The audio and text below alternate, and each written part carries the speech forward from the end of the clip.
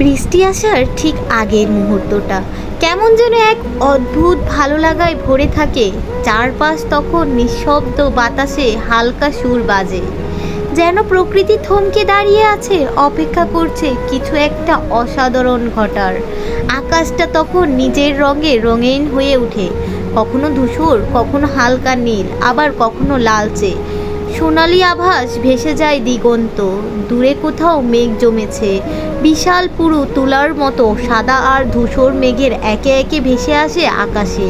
তারা যেন জানে আজ তাদের একটা দায়িত্ব আছে, আজ তারা প্রকৃতিকে উপহার দিবে প্রশান্তির এক স্নিগ্ধ বর্ষণ। বাতাস তখন একটু একটু করে রূপ পাল্টায়, প্রথমে মৃদু, তারপর ধীরে ধীরে জোরালো। গাছের ডালপালা দুলে উঠে, পাতাগুলো যেন ফিসফিস করে বলে সে আসছে, সেই বহু কাঙ্ক্ষিত বৃষ্টি। মাটির গন্ধ তখন মন ছুঁয়ে যায়, সেই অদ্ভুত মিষ্টি গন্ধ যেটা শুধুই বৃষ্টির আগমনী বার্তা গ্রহণ করে। সেই গন্ধে চোখ বন্ধ করলেই মন উড়ে যায় শৈশবের বৃষ্টি ভেজা বিকেলগুলোতে, হারিয়ে যাওয়া স্মৃতির অদৃশ্য পথে।